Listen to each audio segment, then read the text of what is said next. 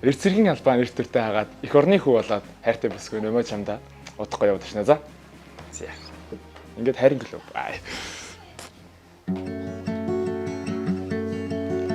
Зүудэн минь орсон тэрний хэнгүнжи зүрхэндээ үргэлж чарлах болон би заяа тавьданга чамтайгаа холбоод замбуулын хорвоо хамтаа дуулах гэсэн чамаас илүү сайхны хорвоогоос ирэхгүй чамин тансаг өнгөөр зүрхээ хурахгүй чамтайгаа байхын сэтгэл минь дүүрэн байна чин үнэн сэтгэлдээ би чамаагаа сонгосон You are my red rose in my heart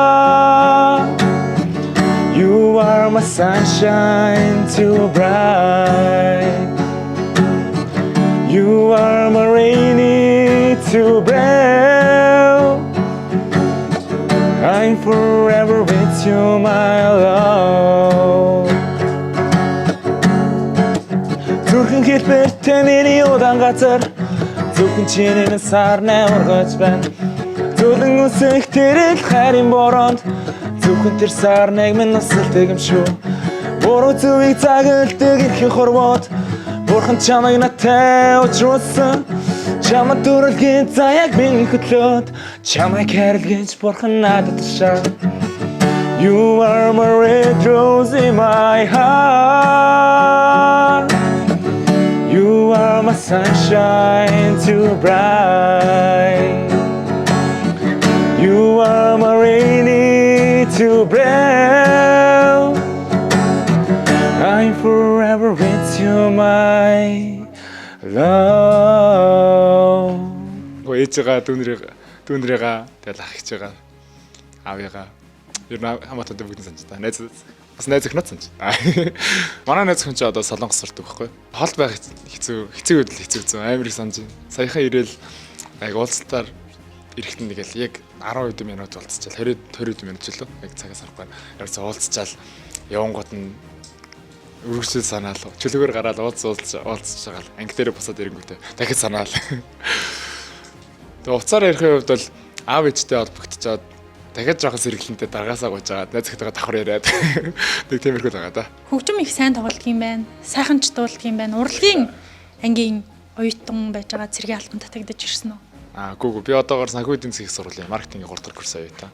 Өөрийн эсэлтээр чөлөө сургуулиас чөлөө аваад төрөлдөрсөн. Цэрэгт явъя гэж шийдээд шийдвэрээ гаргаад цэрэгт ирсэн. Цэргийн албыг анх тусгааслаг гэнэ гаралт төсөөлдөг байсан тэгэл. Биеийн хүчний бэлтгэл төлхөө хийдэг байсан бол одоо энэ жил ч юм өнгөрсөн жилээс ч юм уу хүний суурь мэдлэг, англи хэл, монгол бичиг тэгэл жолооны сургалт гэх мэтлэн тиймэрхүү сургалтуудыг орж байгаагаар аюул давааталтай санагдсан.